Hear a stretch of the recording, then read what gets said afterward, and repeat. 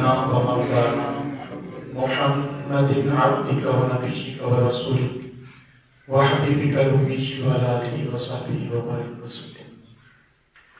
صلاة وسلام عليك يا رسول الله، صلاة وسلام عليك يا حبيب الله. لائق صد احترام جملہ سامعین و ناظرین و حاضرین، بحمدہ تعالی جامع مسجد گلزار ربیع صلی اللہ علیہ وسلم خیر خطو خیریہ میں جمعۃ المبارک کی اس نشست میں ہم حاضر ہیں.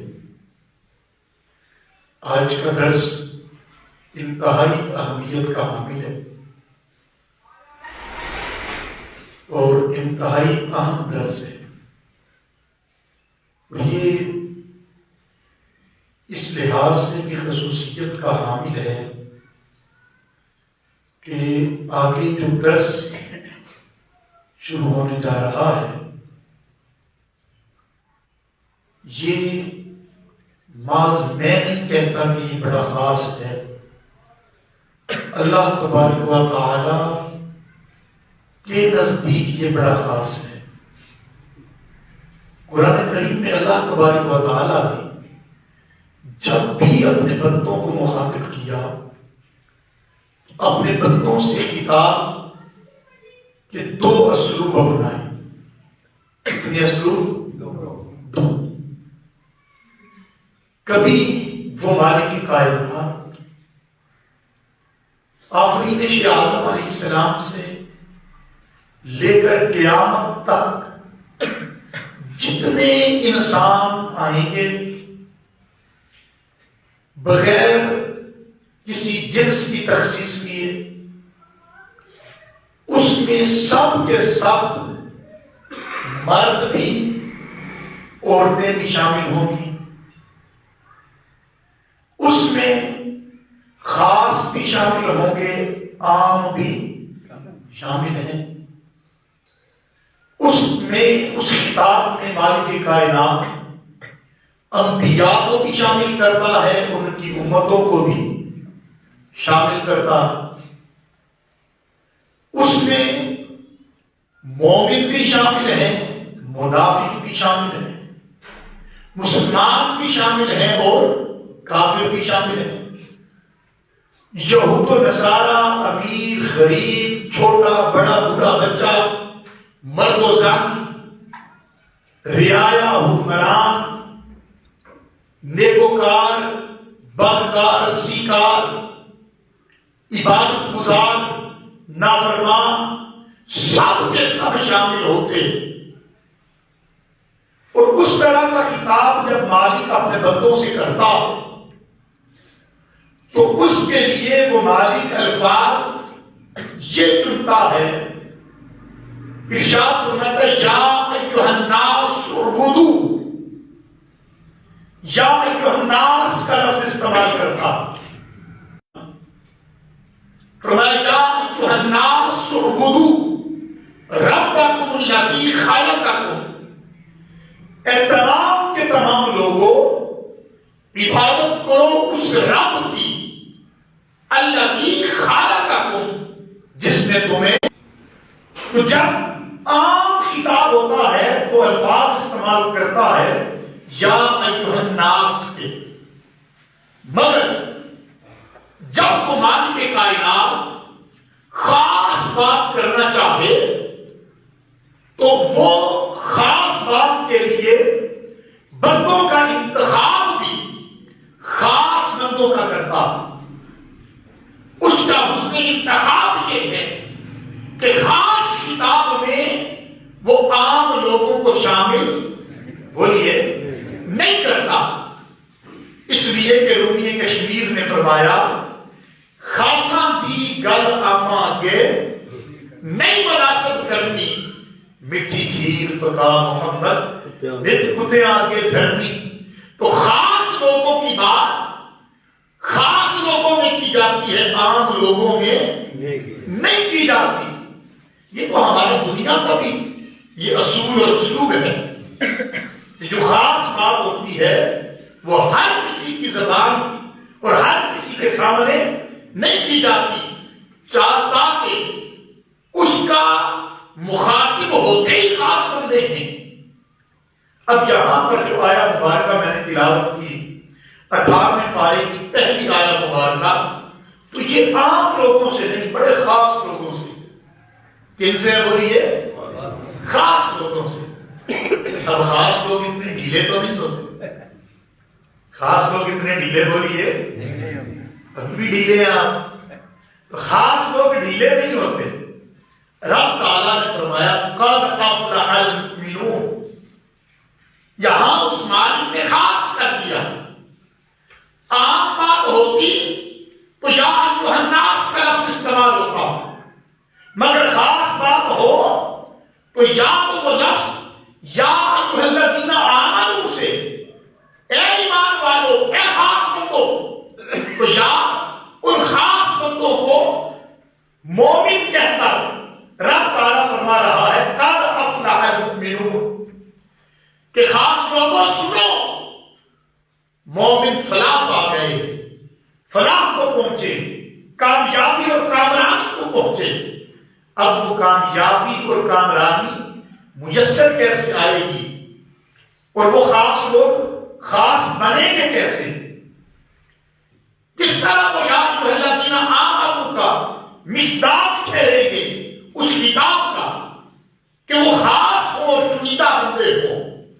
رب تعالیٰ نے فرمایا کہ فلاح کو وہ پہنچے گی، مراد وہ پائیں گے، کامیابی ان کا مقدر بنے گی، کن کا؟ الذین هم فی صلاتہم خاشعون، کہ جو اپنی نمازوں میں خشیت اختیار کرتے، جو اپنی نمازوں میں بولیے خشیت اختیار کرتے۔ اب ایمانداری کی بات تو یہ ہے کہ ہم تو نمازی ہی نہیں بنے، خشیت کیسے؟ ہم تو اپنی نمازوں کی حفاظت کرنے والے ہیں۔ قرآن کریم میں رب کائنات نے جہاں پر بھی ذکر کیا، رب تعالیٰ نے کہیں یہ نہیں فرمایا، تعالیٰ نے فرمایا اقیموا الصلاۃ، نماز کے قائم کرنے والے بن جاؤ۔ اب نماز کے قائم کرنے والے کون ہیں اور کیسے ہوتے ہیں؟ نماز کی قائم کرنے والے وہ ہوتے ہیں کہ جب اذان کا وقت ہو جائے، آپ کی کیفیت کیوں بدل جاتی ہے؟ آپ نے فرمایا کہ وہ اتنی بڑی بارگاہ ہے، پتہ نہیں میں اس کی بارگاہ میں جھکنے کا حق بھی ادا کر پاؤں گا یا نہیں۔ یہ ان کا معیار تھا۔ وہ لوگ نماز کے قائم کرنے والے تھے، اور کسی صحابی کی تکبیر تحریمہ چھوٹ جاتی تو وہ کئی دن روتے رہتے کہ میری تکبیر تحریمہ مس ہو گئی۔ اور ہم اگر آج اپنے گریبان میں جھانکیں تو ہماری کتنی نمازیں فوت ہو جاتی ہیں، ہم ضائع کر بیٹھتے، انہیں وقت پر ادا نہیں کرتے۔ اگر پڑھنے والے ہیں تو کوئی 3 پڑھ لے گا، 2 چھوڑ دے گا، 2 پڑھ لی 3 چھوڑ دی۔ اگر 5 پڑھ رہے ہیں، کچھ جماعت کے ساتھ پڑھی، کچھ جماعت کے بغیر پڑھ لی، کوئی ادا کر لی، کوئی قضا ہو گئی۔ یہ ہماری حالت ہے۔ تو دوستو، رب کائنات نے فرمایا اقیموا الصلاۃ، نماز کے قائم کرنے والے بنو۔ قائم کرنے والے وہ ہیں کہ جو جہاں پر بھی ہوں وہ جماعت کے ساتھ نماز ادا کریں۔ وہ کیا کریں بولیے؟ جماعت کے ساتھ۔ اور پھر نمازیوں میں خاص لوگ وہ ہوں گے، رب تعالیٰ نے فرمایا جو نماز تو پڑھتے ہیں لیکن کامیابی ان کا مقدر ٹھہرے گی، فلاح اور مراد کو وہی پہنچیں گے الذین هم فی صلاتہم خاشعون، کہ جو اپنی نمازوں میں خشیت اختیار کرنے والے ہوں، اپنی نمازوں میں خشیت ہوگی، اللہ کے حضور کھڑے ہوں گے تو وہ اس خشیت و خوف سے کھڑے ہوں گے کہ کہیں ہماری کسی حرکت سے مولا ناراض نہ ہو جائے۔ اتنی بڑی بارگاہ میں ہم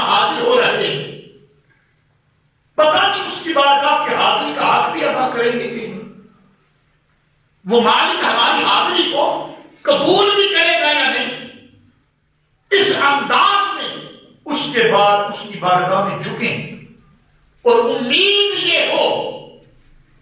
آقا علیہ السلام سے حدیث جبریل میں پوچھا گیا مال احسان یا رسول اللہ صلی اللہ علیہ وسلم، میرے آقا نے فرمایا ان تعبد اللہ کانک تراہ، احسان یہ ہے کہ تم مولا کائنات کی عبادت جب کرے تو اس انداز میں کرے کہ جیسے اسے دیکھ دیکھ کر اس کی بندگی کر رہا۔ فَإِن لَمْ تَكُنْ تَرَاهُ، اور اگر اپنے گناہوں کی وجہ سے، نافرمانیوں کی وجہ سے، اپنی لفظوں کی وجہ سے، خطاؤں کی وجہ سے نگاہوں پر غیر کے پردے پڑ چکے ہیں، پردے آ چکے ہیں، نگاہیں گہری کچہری ہو چکی ہیں، اگر اسے نہیں دیکھ سکتے اپنی نافرمانیوں کی وجہ سے، تو پھر فَإِن لَمْ تَكُنْ تَرَاهُ، کہ وہ تو تجھے دیکھ رہا۔ اس طرح کی عبادت کر۔ جب بندہ یہ سوچ کر عبادت کرے، اس انداز میں کرے کہ میرا مولا مجھے تک رہا ہے، تو بتائیے پھر نماز میں خشیت آئے گی یا نہیں؟ بولیے۔ ہم ایمانداری کے لیے اس کے گھر چلے جائیں، اس کے حالات دریافت کریں کہ بھائی کیوں نہیں آ رہے، نہ کہ اپنی صفوں میں چین گولیاں شروع کر دیں۔ ہمیں اپنی نمازوں کی فکر ہونی چاہیے، ہمیں اپنی فکر نہیں، ہم دوسروں کی فکر کیے بیٹھے کہ وہ اس طرح کر رہا ہے، وہ ایسا ہے۔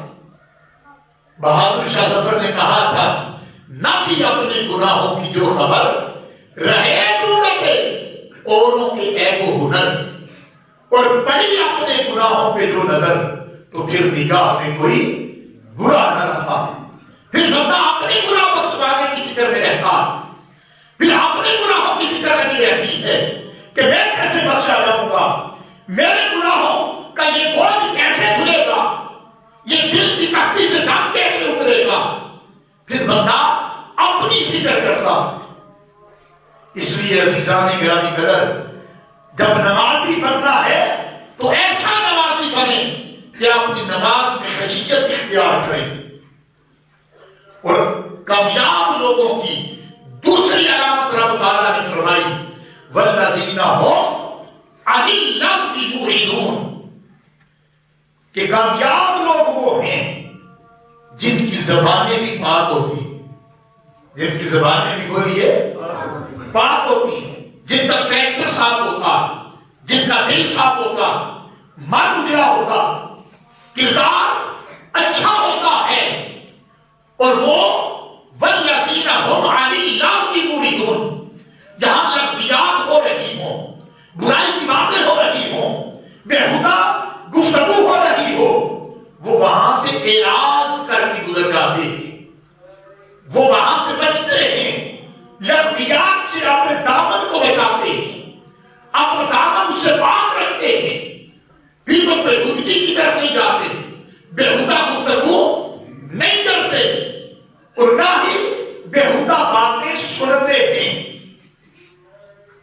اور آج کے دور میں لغویات سے بچنا بڑا مشکل ہے، چونکہ ہر ہاتھ میں موبائل آ گیا، آپ آن کرتے ہیں تو اس میں بہت ساری چیزیں آپ کو مل جاتی۔ تو اس دور کے اندر سائنٹیفک ایجادات سے بھرپور فائدہ اٹھائیں، مگر فائدہ اٹھانے کے ساتھ وَالَّذِينَ هُمْ عَنِ اللَّغْوِ مُعْرِضُونَ، لغویات سے بھی بچنا ہے، نہ ان لغویات کو دیکھنا، نہ سننا ہے، اور نہ ہی اپنی زبان سے کوئی لغویات اور بےہودہ بات کہنی۔ یہ مومن کی صفات اور یہ خاص لوگوں کی صفتیں ہیں۔ آگے فرمایا وَالَّذِينَ هُمْ لِلزَّكَاةِ فَاعِلُونَ،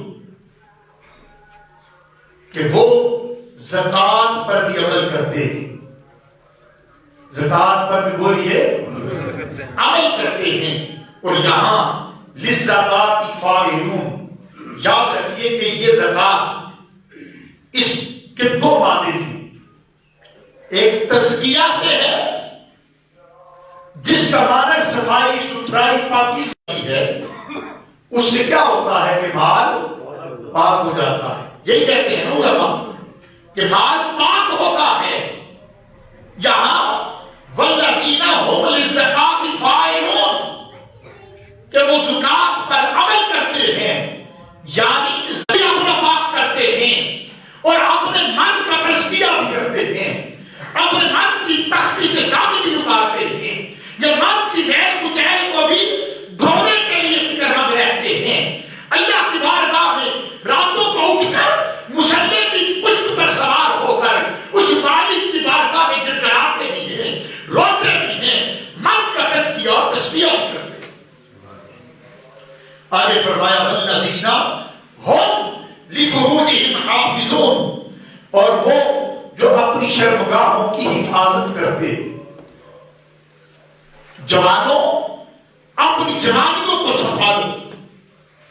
میرے آقا علیہ الصلوۃ والسلام نے ارشاد فرمایا کہ تم مجھے دو چیزوں کی ضمانت دے دو، میں تمہیں جنت کی ضمانت دے دیتا ہوں. ایک وہ جو تمہاری رانوں کے درمیان ہے، اور ایک وہ جو تمہارے جبڑوں کے درمیان ہے. یعنی اپنی زبان اسے لغویات سے پاک رکھو، اسے غیبت سے پاک رکھو، چغلی سے پاک رکھو، بخیلی سے پاک رکھو، گالی گلوچ سے پاک رکھو، دوسرے کو نقصان پہنچانے سے پاک رکھو، اور اپنی شرمگاہ کی حفاظت کرو، بدکاری سے بچو، اپنی جوانی کی حفاظت کرو، اپنے ایمان کی حفاظت کرو. تم ان دو چیزوں کی، ایک جو دو رانوں کے درمیان ہے اس کی، اور دو جبڑوں کے درمیان ہے اس کی ضمانت دے دو، میں تمہیں جنت کی ضمانت دے دوں. اس لیے اپنی جوانیوں کی حفاظت کرو، اپنی نگاہوں کی حفاظت کرو، اپنی زبان کی حفاظت کرو، اپنی سماعت کی حفاظت کرو. قبل اس دن سے کہ جس دن ہماری آنکھ ہمارے خلاف گواہی دے رہی ہوگی، ہماری زبان ہمارے خلاف بول رہی ہوگی، ہمارے کان ہمارے خلاف بول رہے ہوں گے، ہمارے قدم ہمارے خلاف گواہی دے رہے ہوں گے.